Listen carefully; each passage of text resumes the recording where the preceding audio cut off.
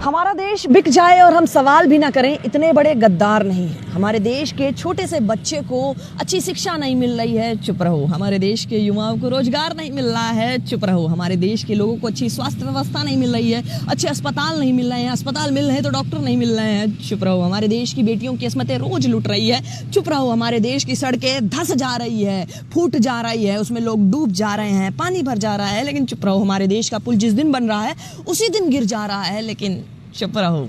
ये देश हमारी माता है, हम मानते हैं। भारत हमारी माता है, हम मानते हैं। लेकिन यहाँ के नेता हमारे बाप नहीं हैं। बड़े सारे लोग नेताओं को अपना बाप समझ के उनसे कोई सवाल ही नहीं पूछते हैं। अरे पूछो, तुम्हारा अधिकार है। नेता इसीलिए अपॉइंट किए गए हैं कि वो देश की दिक्कतों को सुधार सके, लेकिन वो तो करोड़ों रुपया हमारा टैक्स मार करके अपने घर को और बढ़िया बनवाते हैं और बड़ा बनवाते हैं, लग्जरी लाइफ जीते।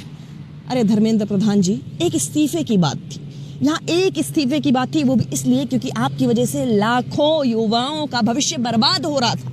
उनके पास नहीं इतना मौका होता है कि वो हर साल पेपर दें, हर बार पेपर दें, नहीं मौका होता है। ये आप कब समझेंगे, कब समझेंगे? एक इस्तीफा देने में आपको नानी याद आ गई है, नानी याद। इसीलिए आपने जंतर मंतर पर पत्थरों से भरा ट्रक भेज दिया कि आओ निकालो मार्च, हम पत्थर चलवा देंगे, हम तो सत्ता में हैं, हम आंसू गैस के गोले चलवा देंगे, हम पानी बरसा देंगे, हम मारेंगे, हम लाठी चार्ज करेंगे। सत्ता हमारे हाथ है, पावर हमारे हाथ है।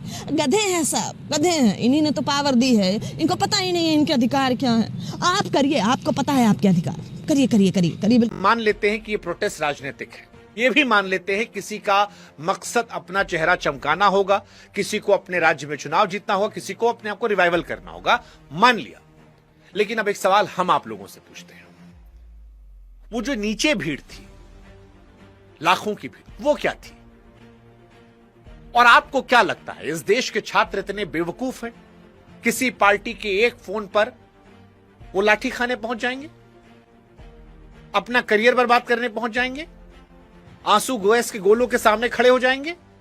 और एक और बात, राजनीति भीड़ के पीछे तब आती है जब भीड़ पहले से खड़ी हो।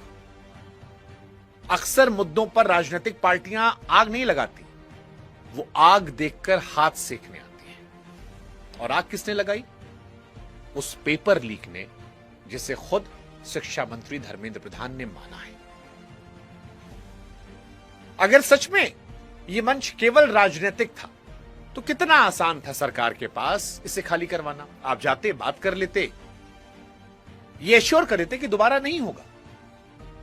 एक मंत्री जिसकी अगुवाई में मल्टीपल पेपर लीक हुए हैं, उनको हटा देते। इतनी सी मांग थी ना। इस देश में पहले भी नैतिकता के आधार पर इस्तीफे हुए हैं, लेकिन यह नहीं किया गया। राजनीति को मौका किसने दिया? प्रधानमंत्री की खामोशी ने। सरकार की चुप्पी वो खाद होती है जिस पर हर पॉलिटिकल पार्टी की फसल लहलाती है, और यही देखने को मिला। इसलिए जो झंडा गिन रहे हैं कि समाजवादी पार्टी वाला था, आम आदमी पार्टी वाला था, जेएनयू वाला था, उनसे फिर मैं कहूंगा,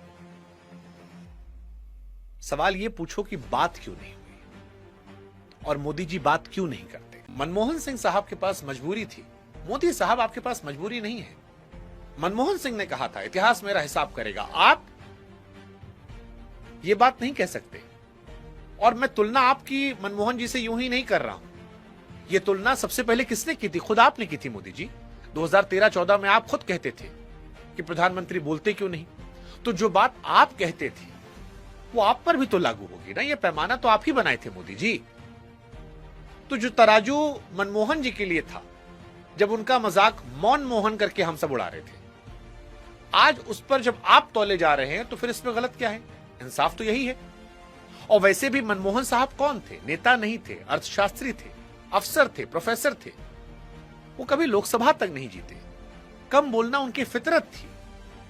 वो खुद प्रधानमंत्री नहीं बने थे, सोनिया गांधी ने बनाया था। कुर्सी उनके पास थी, लेकिन रिमोट कहीं और था। ऊपर से गठबंधन की सरकार, सहयोगी गर्दन पर, अपनी पार्टी पर भी कोई पकड़ नहीं थी। मतलब उनके पास चुप रहने के 3 बड़े बहाने थे: उनका स्वभाव, रिमोट जो सोनिया जी के पास था, और गठबंधन की मजबूरी। इसके बाद भी देश ने उनको माफ नहीं किया, जिंदगी भर ताने दिया, और उस इंसान को कहकर जाना पड़ा कि इतिहास मेरे जाने के बाद मेरा इंसाफ करेगा। लेकिन आज तीनों बहाने गायब हैं। अगर स्वभाव की बात की जाए तो नरेंद्र मोदी जी इतिहास के सबसे ज्यादा बोलने वाले भारत के प्रधानमंत्री हैं। रिमोट की बात की जाए तो सत्ता का पूरा कंट्रोल मोदी जी के पास है। और गठबंधन, भैया जो सरकार एक रात में नोटबंदी लागू कर सकती है, आर्टिकल 370 हटा सकती है, 3 तलाक पर कानून बनवा सकती है, सुप्रीम कोर्ट में जिरा करके राम मंदिर बनवा सकती है, वो जिस मुद्दे पर चुनाव लड़ती है कि ना खाऊंगा ना खाने दूंगा, उस पर एक बड़ा फैसला क्यों नहीं ले पा रही? और यही सबसे चुभने वाली बात है। मनमोहन जी की चुप्पी फितरत थी, स्वभाव था, लेकिन देश नहीं बख्शा। आज आप बच रहे हैं, जानबूझकर चुप हैं, और जो चुप्पी फैसला हो उसे सवाल पूछना हर नागरिक का अधिकार है। और आज हम पूछ रहे हैं आपसे कि मोदी जी, मनमोहन जी के पास मजबूरी थी, आपके पास क्या बहाना है? आप ही का नारा था ना भाई कि ना खाऊंगा ना खाने दूंगा, यही कहते ना मोदी जी आप।